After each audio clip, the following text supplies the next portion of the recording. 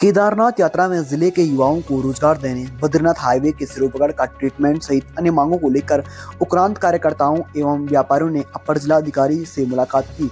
इस दौरान उन्होंने ज्ञापन सौंपते हुए शीघ्र मांगों पर कार्रवाई न होने पर बद्रीनाथ एवं केदारनाथ हाईवे जाम करने की चेतावनी भी दी।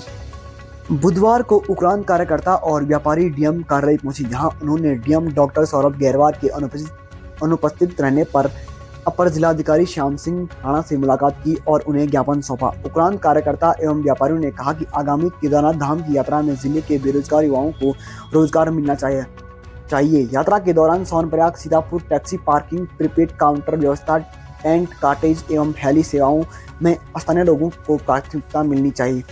प्रीपेड काउंटर का कार्य पिछले 10 साल से जम्मू कश्मीर की एक कंपनी को मिल रहा है, जबकि यहाँ के पढ़े लिखे युवा रोजगार को लेकर दर दर की ठोकरें खाने को मजबूर हैं। उन्हें अपने ही क्षेत्र में रोजगार नहीं मिल पा रहा है। बाहरी प्रदेशों के लोग यहाँ आकर उन पर राज कर रहे हैं। स्थानीय लोगों के पास केदारनाथ धाम की यात्रा ही एकमात्र रोजगार का जरिया है।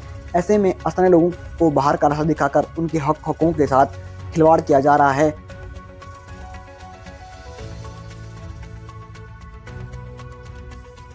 देखिए, 2-3 मुद्दों के लेकर हम आज जिलाधिकारी जी के पास गए थे, लेकिन वहां पर मौजूद न होने के कारण अपर जिलाधिकारी जी को हमने अपना ज्ञापन सौंपा।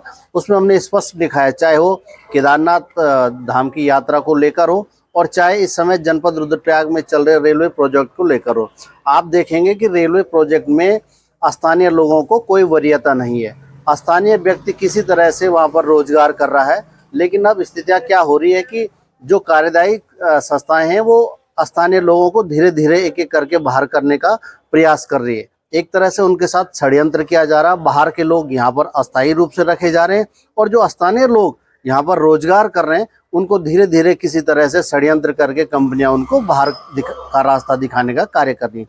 जब कंपनी को स्थानीय लोगों की जरूरत थी तब उसने किसी तरह से ऐसे पदों पर स्थानीय लोगों को रखा है कि जो बहुत अच्छे पद नहीं है, लेकिन फिर भी स्थानीय लोगों को जो रोजगार मिल रहा था उससे भी उनको बाहर किया जा रहा है। अब ऐसे समय पे जब आदमी ना इधर का है ना उधर का है और उसको बाहर का रास्ता दिखाया जाएगा तो किस तरह से अपना परिवार का भरण पोषण करेगा। तो हमने जिलाधिकारी जी को इस बात को लेकर ज्ञापन दिया है कि जो कंपनियां यहाँ पर कार्य कर रही हैं, जब तक रेलवे का प्रोजेक्ट पूर्ण नहीं हो जाता तब तक उनको यहाँ पर अस्थायी रोजगार दे दिया जाए, उनको बाहर न निकाला जाए। अगर उनको इस तरह से बाहर निकाला जाता है तो पूरे जनपद में हम बेरोजगारों के साथ एक बड़ा आंदोलन करेंगे, जिसकी संपूर्ण जिम्मेदारी शासन, प्रशासन और उन रेलवे कार्यदायी संस्थाओं की होगी जो इस तरह का कार्य कर रहे हैं।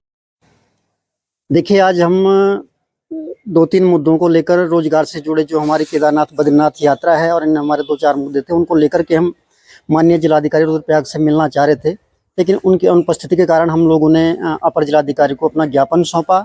और हमारा सीधा तौर पे ये मानना है कि उत्तराखंड के जो लोग हैं, जो हमारे इस क्षेत्र के हैं, जनपद रुद्रप्रयाग के जो हमारे बेरोजगार युवा हैं, उनको कहीं ना कहीं उनके रोजगार से उनका रोजगार छीना जा रहा है। कहीं ना कहीं सरकार उनके रोजगार को लेकर चिंतित नहीं है।